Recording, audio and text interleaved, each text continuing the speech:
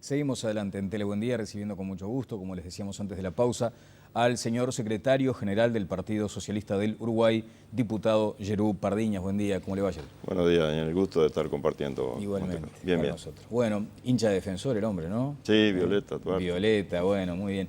Pero siempre con el corazoncito ya en el Pago de Cerro Largo. Sí, por supuesto. Aparte tengo un hijo que juega en la inferior de Cerro Largo. Ah, mire Sí, usted. Bueno, que además son esos proyectos deportivos que nacen muy de la gente también, ¿cierto? Sí, así es. Yo me acuerdo, estuve participando en las asambleas constitutivas del Cerro Largo, cuando fueron convocadas las primeras. Aparte, yo había estado vinculado al Naranjo Fútbol Club, que era una institución también de allá, que ahora anda como Tacuarembó, andamos en la B.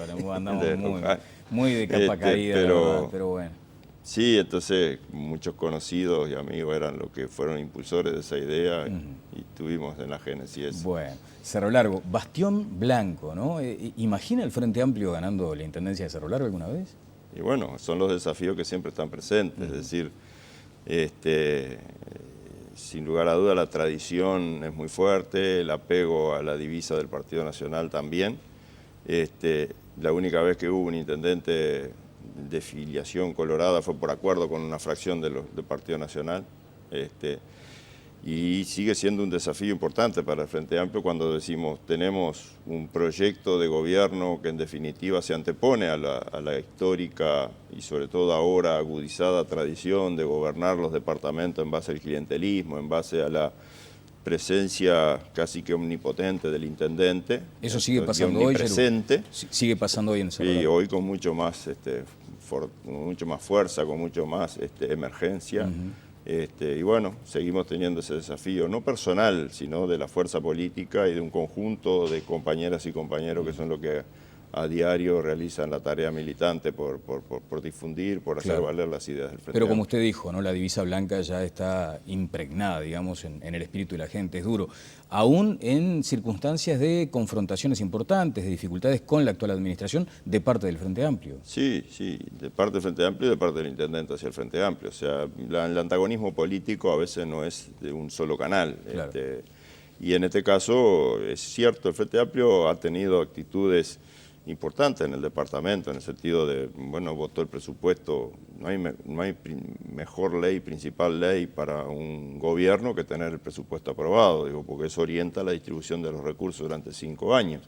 El Frente Amplio así lo hizo, algunas reparaciones, trabajó para mejorar otras normas, pero bueno, de ahí en más ha habido un incremento de actitudes que han llevado a un enfrentamiento político muy duro, entre otras cosas. El Frente Amplio tiene grandes dificultades para que el intendente le responda a algunos pedidos de informe y sobre todo algunos que se refieren fuertemente a la acción de fiscalización que tiene la Junta Departamental. Y eso, en la medida que el Frente Amplio tiene una bancada también potente de 12 ediles, bueno, pesa en el enfrentamiento y en la cotidianeidad de la discusión de los temas departamentales, ¿no? Llama la atención, ya que usted menciona el tema de las leyes y de la necesidad de cumplirlas y de respaldarlas, llama la atención la desatención, digamos, de la Administración Municipal de Cerro Largo a lo que es la ley sobre el uso obligatorio del casco. ¿Cómo es la situación? Sí. ¿Hoy sigue eso planteado? Sigue eso planteado, no en todo el departamento, porque esa es la otra paradoja que se da en Cerro Largo. Es en el municipio de Río Branco, es obligatorio el uso del casco. En el resto del departamento, el municipio de Río Branco cumple la ley. Claro, el municipio de Río Branco, el alcalde y sus autoridades concejales tienen determinado cumplir con la normativa, los cuerpos inspectivos así lo fiscalizan, en todo ese accionar funciona. El resto del departamento, como el intendente no exige el cumplimiento, no hay acciones definidas por parte de la administración para que los inspectores obliguen al cumplimiento del casco. Ahora, inclusive últimamente, a raíz de la semana de sensibilización que hubo a nivel nacional con todo el tema vial, allá se lanzó un spot publicitario donde el intendente transfiere, porque es responsabilidad, es cierto, de cada uno de los usuarios el andar con casco, ¿verdad?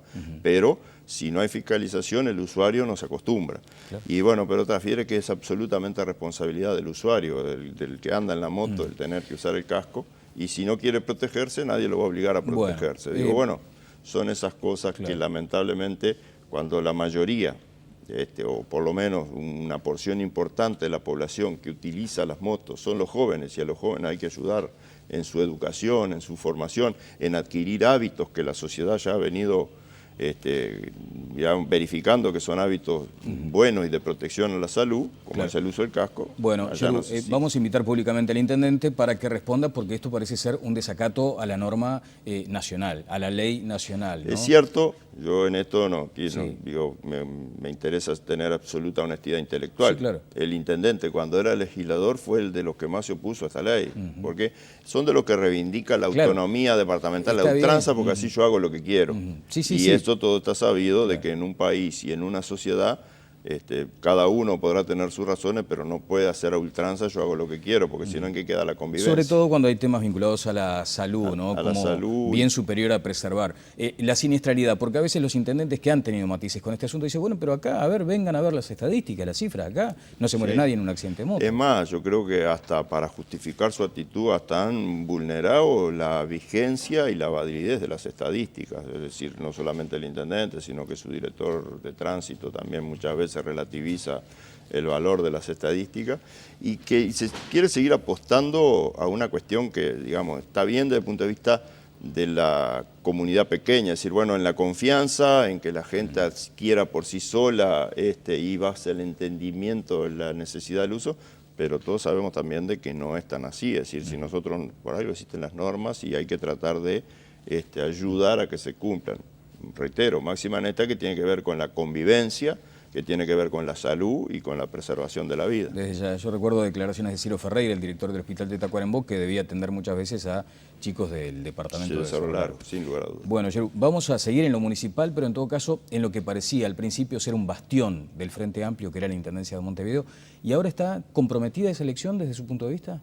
Bueno, yo creo, si nosotros analizamos con cierta objetividad que ha venido mostrando las encuestas de opinión, que la gran mayoría de ellas ni siquiera la ha pedido que se haga el propio Frente Amplio, nos dan una posición, digamos, como partido consolidada a nivel nacional y también a nivel de Montevideo. ¿Es eso factor de decir tenemos ganas de las elecciones? No. ¿Es eso factor de sentirse realizado desde el punto de vista político? Tampoco. ¿Por qué? Y nuestra mirada indica de que Montevideo sigue siendo un desafío para el Frente Amplio, tenemos que transformarlo en un desafío realmente de reentusiasmar de que la capacidad de nuestra fuerza política de generar acciones de gobierno tiene que seguir teniendo respaldo en la gente. Y bueno, es cierto que se encuentra hoy con menores porcentajes de aprobación que tiempos pasados. Claro, y usted tenemos que revertir eso. Hay que revertir esa desaprobación que recibe hoy la administración de la intendenta Ana Olivera. Y yo creo que ahí, si bien siempre se personaliza, es responsabilidad del Frente Amplio, no es exclusivamente la responsabilidad de Ana, porque aparte, conociendo el perfil de la intendenta, que es una intendenta que trabaja en equipo, a veces cuando el intendente, como hablábamos en el caso, es personal, hasta se transforma en director de obra, como puse en Cerro Largo, bueno, ahí se puede decir, vamos al intendente porque es omnipotente y omnipresente. En el caso del intendente Ana Olivera no es así. Sendic dijo acá mismo, ¿no?, que el Frente Amplio estaba en deuda, digamos, con un mayor respaldo. Es el propio Frente Amplio que tenemos que, trabajar en la construcción de nuevos paradigmas para el propio gobierno departamental de Montevideo, porque estamos teniendo desafíos importantes. Ayer en el propio reunión del secretariado del Frente Amplio y con la presencia de la intendenta veíamos una serie de proyectos que se están en vías de realización y cómo eso va a ayudar a transformar en Montevideo en la medida también de que haya un trabajo político, de hacerlo saber, de tomar conciencia por parte de la ciudadanía de todos esos avances que se pueden realizar. Y bueno, y eso seguramente nos va a poner en el plano de tener que hacer otras cosas. Bien, ¿la apuesta es por Daniel Martínez una vez más? Bueno, nosotros todavía no hemos definido una candidatura y mucho menos en el Frente Amplio. Estamos en proceso del Congreso para aprobar el programa nacional. Sí. Vamos a definir las precandidaturas a la presidencia. Y lo de la intendencia se trabaja, ¿verdad? Se irá más adelante. No hay duda de que Daniel es el compañero que hoy cualquiera que analiza las encuestas de opinión aparece con un fuerte respaldo ciudadano y con la perspectiva de ser respaldado para ser candidato a la intendencia de Montevideo. Creemos que es un compañero que ha demostrado compromiso, responsabilidad y trabajo por el proyecto Frente Amplista, montevideano y nacional. llegará el momento y seguramente será la gente que pedirá a Daniel. Y los partidos políticos tenemos que estar a la altura cuando es posible satisfacer directamente ese reclamo o ese posicionamiento de la gente, de estar a la altura, ¿no? Bien, Yerú, usted decía hoy, por ejemplo, lo que son esos síntomas de aquel viejo clientelismo en la comuna de Cerro Largo. Acá también ahora se insinúan algunos episodios de esa naturaleza o que irían en esa dirección. ¿Cómo observan esos riesgos que ha tenido la administración de caer también en lo que tanto criticaron? Sí, esto es real, no es una tentación desde el punto de vista de lo que pueda ser una tentación por la debilidad y las preferencias humanas, sino que también es una tentación desde el punto de vista a veces de resolutividad de los temas. Nos pasa a diario. Nosotros cuando andamos recorriendo el país, hay muchos compañeros que hasta dicen, ¿por qué el Frente Amplio no tiene la posibilidad de nombrar acá un responsable para el área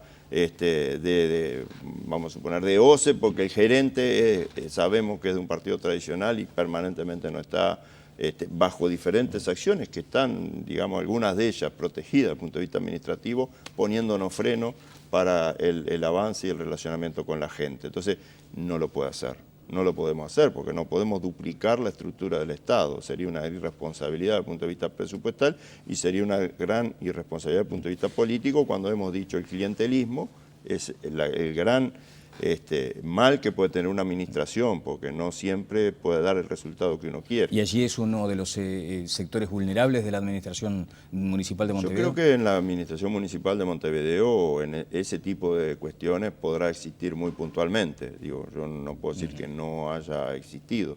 Lo que es cierto es que en virtud de avances normativos, de acuerdos con el propio sindicato de ADEON, recordemos que ADEON es de los sindicatos municipales más fuertes, es de lo que si se moviliza genera parálisis en las acciones del gobierno municipal. Claro. En otros lugares ni cerca, ¿verdad? Entonces yo creo que se ha transparentado bastante. Bueno, ha habido ingresos por concurso desde que la administración la tiene hay Frente Amplio. Un incidente ahora relativamente novedoso y tiene que ver con un fotógrafo. Sí, con la fotografía. Exactamente, y Elena Lecchio, que es la presidenta de ADEON, ha dicho, bueno, esto tiene todas las características de ser un acto de corrupción. Bueno, la oposición también yo creo que eso tendrá que ser sensible la administración, si está cubriendo, si está bajo ese manto de duda, la administración tendrá que dar explicaciones, actuar en consecuencia. Digo, nos ha pasado en otros lugares que cuando hay contratos específicos, bueno, a veces se plantea de que, bueno, si hay corrupción o no. Yo reitero esto de que a veces también la administración para algunas áreas tiene discrecionalidad en el contrato, porque, bueno, tiene que elegir lo que le es mejor y nosotros hemos caído en temas que hasta se cuestionan desde el punto de vista político. La administración de nuestro gobierno nacional ha tenido discrecionalidad en contratar ciertos asesores para determinado, por ejemplo, juicio, y se han contratado abogados que no son connotados frente amplistas, todo lo contrario.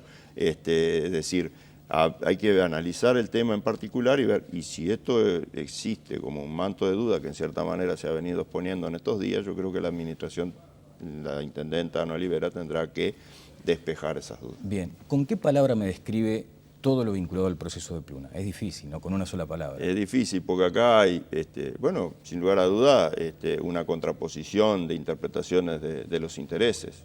Yo creo que no dudo, nosotros en este proceso hemos respaldado al gobierno, hemos estado trabajando junto con el gobierno desde el punto de vista legislativo y desde el punto de vista como partido, Frente Amplista, junto con el gobierno para una alternativa de solución a lo que fue el problema de Pluna y lo que sigue siendo.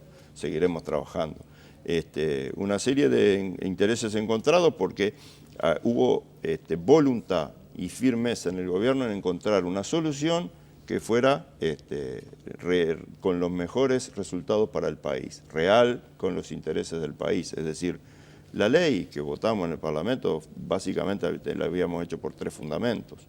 Uno de ellos era preservar la riqueza del Estado o el patrimonio del Estado, sacando las aeronaves que todavía había que seguirlas pagando del proceso de liquidación concursal y pasarla al fideicomiso.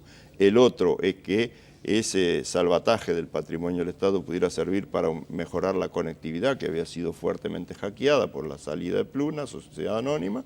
Y tercero, habilitar una inserción laboral de un porcentaje de trabajadores que podrían ser insertados en esa nueva empresa, pero que a su vez son trabajadores altamente calificados, de puestos de trabajo que tienen buenas remuneraciones y que tienen ya una inserción importante en lo que es la actividad de aeronáutica. Bien, bueno, esa fue la vocación, digamos, con el espíritu. Todo el interés, bien, el interés de preservar. Bueno, ahora, en el proceso, por ejemplo, hablando de términos aeronáuticos, hubo turbulencias de todas las características posibles. Siempre hay. ¿A usted le llamó la atención, por ejemplo, en su momento todo esto que tenía que ver con cuestiones bastante insólitas, si se me permite el término? No sé si usted opina lo mismo. O sea, ¿cómo observó ese proceso? Y bueno, sí, nosotros lo seguimos viendo con preocupación. Creemos de que ahí se dieron episodios que ayudaron a que la percepción de que estábamos en tensión permanente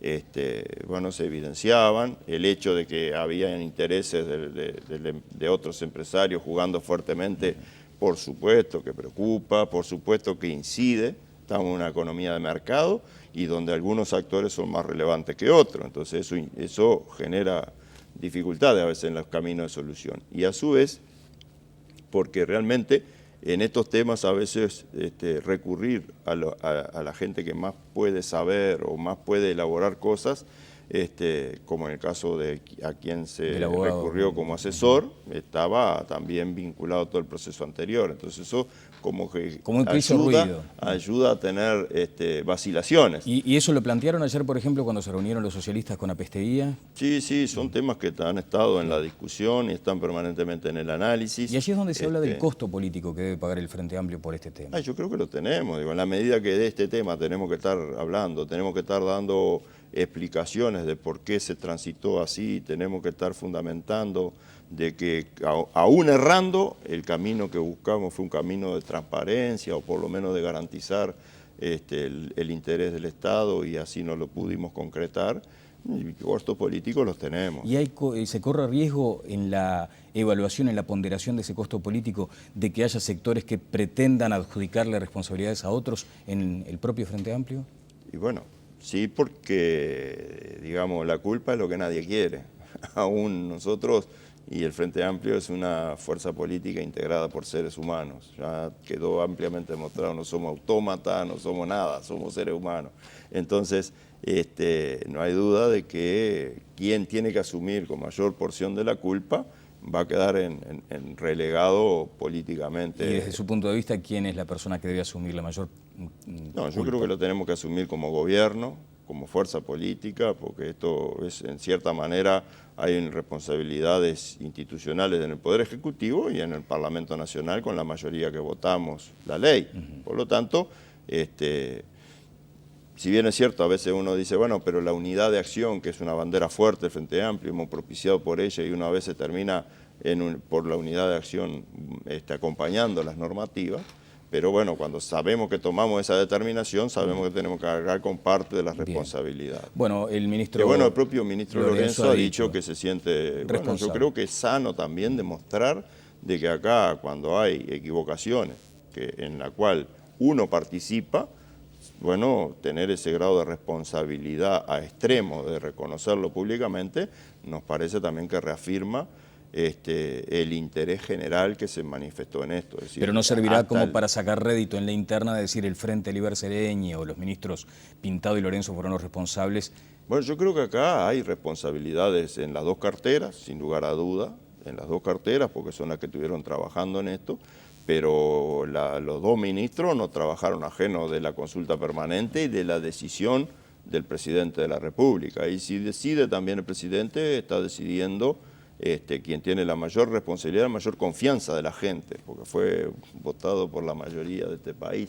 Entonces nosotros también nos plegamos, sin lugar a duda, a respaldar al presidente, porque no puede ser el presidente el fusible de estas cuestiones.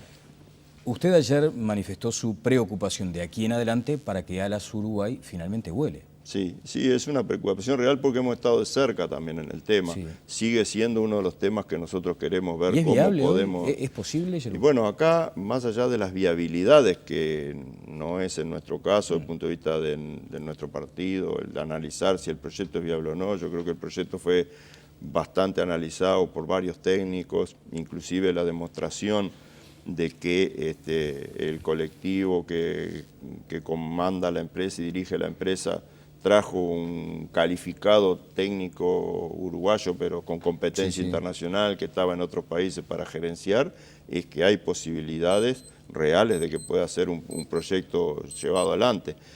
¿Cuál es el tema que vemos la preocupación ahora? Que ese proyecto en gran parte se había sustentado con el uso de los Bombardier. Sí, bueno, con la ley la vigente, ley estaba digamos. vigente para eso. Entonces ahora, al no poder hacer así, e inclusive bajo la hipótesis, ayer lo hablábamos en el debate en el Comité Ejecutivo, bajo la hipótesis de que ALAU pudiera ser la compradora de los Bombardier en un proceso de liquidación de activos de Pluna, ese proceso ahora está regido por todo el proceso concursal de la ley de concurso, va a ser de aquí a un año como mínimo. Entonces, por lo tanto, tampoco podemos ver que ese tema tranquilamente, porque las reserva de las frecuencias de conectividad regional, que es lo que protege Uruguay, es lo que permitiría a la SU acceder a lugares de privilegio, están hasta febrero del 2014. Caducan,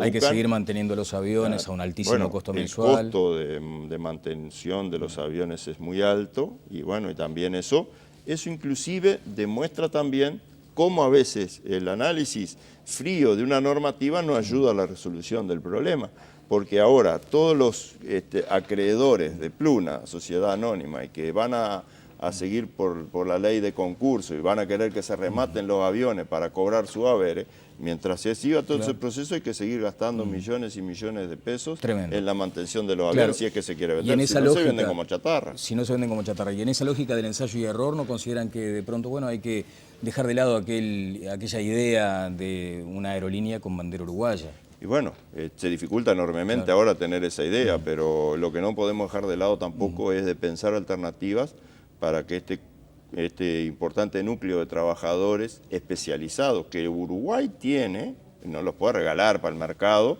y no los puede dejar tirados tampoco sin explorar alternativas. Bien. No sé cuál, eso tampoco puedo aventurar cuál va a ser, pero es nuestra preocupación y seguiremos vinculados al trabajo con a la SU para ver cuáles son las alternativas que están pensando ellos. Vamos a esperar. Rubio me dijo el otro día, el senador, y ya no nos queda mucho tiempo, en todo caso lo hablamos más adelante, que Sendic es el mejor candidato a la vicepresidencia. ¿Ustedes consideran que eso todavía hay que madurarlo? Nosotros sostuvimos en diferentes reuniones políticas, inclusive cuando se consideró en el plenario nacional del Frente Amplio, en gran parte hubieron propuestas que estaban sustentadas en que la candidatura a la vicepresidencia se eligiera después de las elecciones internas. Nosotros estamos posicionados en esa visión política. ¿Por qué? Porque entendemos que tenemos que hacer el mejor proceso hacia junio. Hablar de vicepresidencias, en primer lugar, si tenemos dos precandidatos presidenciales, yo no creo que el vicepresidente o vicepresidenta sea el mismo para los dos, porque la fórmula, más allá de la expresión de voluntad del Frente Amplio, tiene que tener la armonía con el candidato de la candidata. Pero parece laudado, con todo respeto por la senadora Moreira, ¿no? Parece bastante obvio el resultado. Parece bastante obvio el resultado desde el punto de vista del posicionamiento de los sectores en el Frente Amplio, desde el punto de vista de las encuestas de opinión, pero tampoco podemos decirle a la gente, bueno, como esto ya está laudado, no vamos a definir, vamos a trabajar en las internas. Hoy no se deberían manejar nombres. Yo creo que erosiona a su vez a las propias posibles acompañantes de la fórmula. Erosiona el hecho de que empecemos a manejar nombres. Entonces, y yo creo que esto es más viejo que el agujero del mate. Cuando se empieza a manejar nombres, esos nombres se manejan en más de dos, ya dejó de ser secreto. Porque ni siquiera hoy en el propio Frente Amplio, que fuimos celosos de las discusiones internas y de no ventilar los problemas que a veces la diferencia de enfoque que teníamos frente a algunos temas, eso ya no ocurre. pero a su vez la erosión del tema justamente cuando se empieza a manejar públicamente y empieza a aparecer, no, este es bueno por tal cosa, aquella es buena por tal otra, Mónica, pero por ejemplo, son malos por tantas otras. Mónica no y la yo maneja. creo que el caso de Mónica, lo que debemos seguir catapultando es su conducción en el Frente Amplio, porque lo está demostrando que tiene capacidad para hacerlo, como lo habíamos pensado desde antes, que tenía ese potencial, esa capacidad. Ha hecho que el Frente Amplio hoy esté presente en la agenda política, enmarcando agenda política muchos temas, Bueno, y de pronto a su vez ha revitalizado la fuerza política. De pronto eso le sirve como plataforma para esa Podrá candidatura. ser un elemento a considerar. Muchas gracias. ¿Van a interponer algún recurso, impugnar el nombre de Concertación?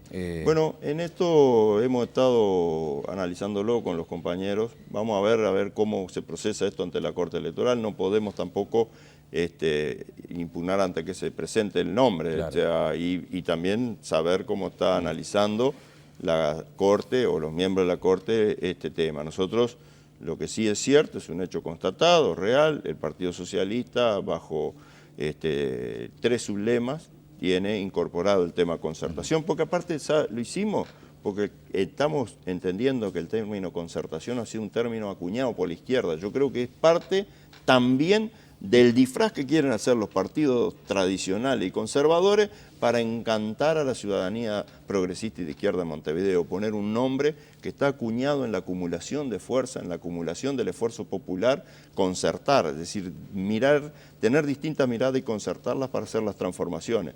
Ellos ya están demostrado que no han transformado, al contrario, las transformaciones que han hecho en el país han sido para llegarnos a crisis y que ha costado mucho a la sociedad. Entonces, vamos a ver qué pasa. Vamos a ver qué pasa. Muchas gracias, diputado. Ha sido muy amable. El señor secretario ejecutivo del Partido Socialista del Uruguay estuvo con nosotros, el diputado Yerú Pardiñas. Pausa y seguimos adelante en Tele Buen Día. Presentó NIR, sofás que despiertan pasiones. NIR, la evolución del living.